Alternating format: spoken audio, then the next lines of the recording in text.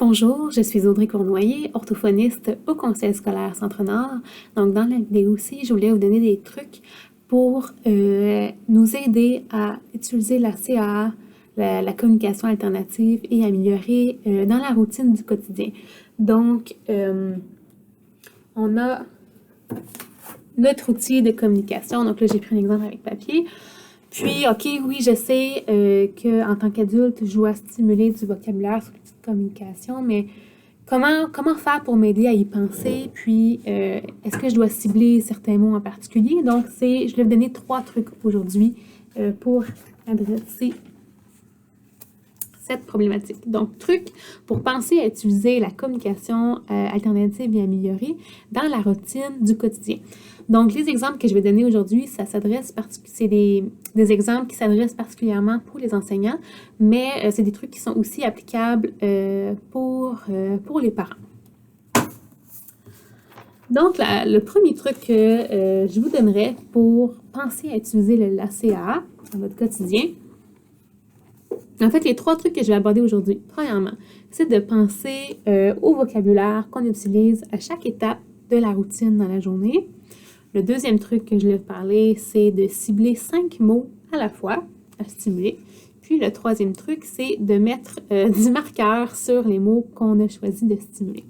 Donc, pour le premier truc, de penser au vocabulaire qu'on utilise à chaque étape de la routine.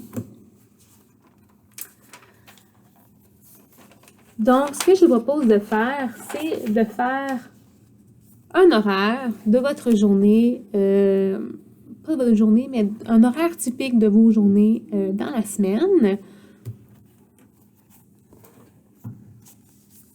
Donc, par exemple ici, donc là c'est un exemple pour les enseignants, donc souvent le matin, on a du français, ensuite ça va être les sciences, ensuite on a la collation, ensuite on a la récréation, puis après la récréation, on a les mathématiques.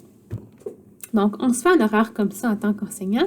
Puis, on va venir songer à, OK, dans mes activités de français, ce que je prévois souvent faire le matin, c'est de faire écrire aux élèves ce qu'eux ont fait dans la fin de semaine.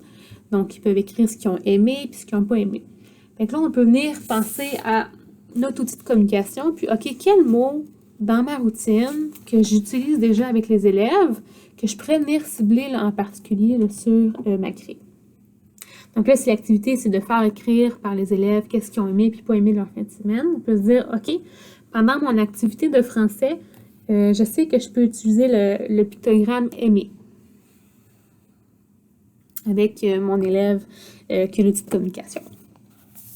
Et là, on peut venir écrire des exemples de vocabulaire qu'on pourrait utiliser pendant le cours de français. Puis, on peut venir faire la même chose là, pour chaque étape de la routine. Donc, souvent, quand on est en sciences, on vient parler de processus qui arrivent, puis qu'est-ce qui arrive après. Par exemple, quand on a une plante, il y a de l'eau puis du soleil, qu'est-ce qui va arriver après. Fait que je sais que je pourrais stimuler le mot « après » dans ma grille de communication. Dans la collation, on va manger, fait que je peux utiliser le mot manger ou d'autres mots. Ça pourrait être le mot c'est fini, par exemple, ça serait bon. À la récréation, on peut stimuler le mot aller parce qu'on va aller dehors.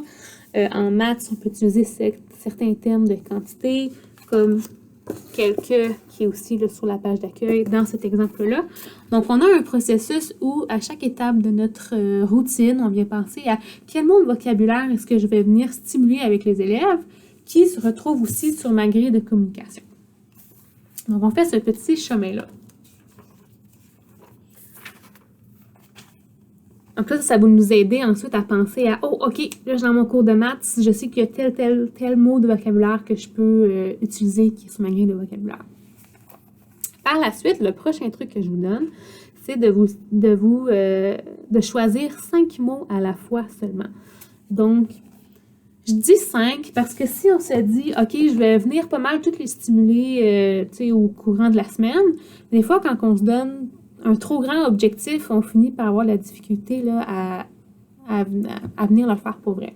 Fait que je vous dirais, à partir de l'horaire que vous vous êtes donné, choisissez-vous 5 mots que vous savez que vous allez les stimuler à tous les jours. Puis, vous pouvez vous les noter, là. Il y avait un enseignant qui avait fait ça, là, sur son tableau dans la classe. Elle avait fait un petit carré, puis elle s'est donné ses 5 mots de la semaine, ou de 2 semaines ou 3 semaines. Tu sais, la durée, ça va dépendre de vous. Voici mes 5 mots de la semaine, je les ai notés au tableau, puis je sais que parmi mon horaire que je me suis fait, ça va très bien s'inclure. Puis finalement, le troisième truc que je vous donne, c'est de mettre du marqueur jaune sur les mots que vous avez choisis. Donc ça s'applique particulièrement bien là, quand on a une version papier de l'outil. Mais si jamais vous l'avez sur un iPad, vous pouvez jaser avec votre équipe d'outils de communication, que ce soit l'orthophoniste ou l'ergo. Il y a moyen d'aller changer là, la couleur de l'arrière-plan. Mais si vous l'avez en papier, vous pouvez prendre un marqueur, puis venez mettre en jaune les mots que vous avez choisis. Comme ça va être plus facile de les retrouver.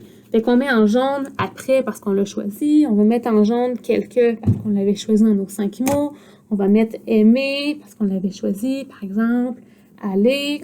Et ça fait en sorte qu'après ça, quand on vient pour utiliser l'outil, on va venir les retrouver plus facilement là, parce qu'on a mis du jaune dessus. Puis peu à peu, là, on va apprendre par cœur où est-ce que les mots sont rendus. Puis quand on est, si on décide de stimuler ces 5 mots-là pendant 1 semaine ou 2 semaines, bien là, quand on pense à la prochaine vague, où on choisit 5 nouveaux mots, on peut venir rajouter du marqueur à où ce qu'on en avait déjà. Puis là, peu à peu, la grille va devenir de plus en plus jaune. On va voir stimuler tous les mots. Donc, 3 trucs que je vous donne en tant qu'enseignant, mais qui peut aussi être bon pour les parents, pour penser à utiliser l'outil de communication avec l'élève dans le quotidien. Donc, on pense à chaque étape de notre routine, à quel vocabulaire qu'on pourrait stimuler à chaque étape. On vient se cibler à la fois 5 mots seulement qu'on sait qu'on va venir voir à tous les jours. Puis, on peut mettre du marqueur sur les mots qu'on a choisis pour pouvoir les retrouver plus facilement.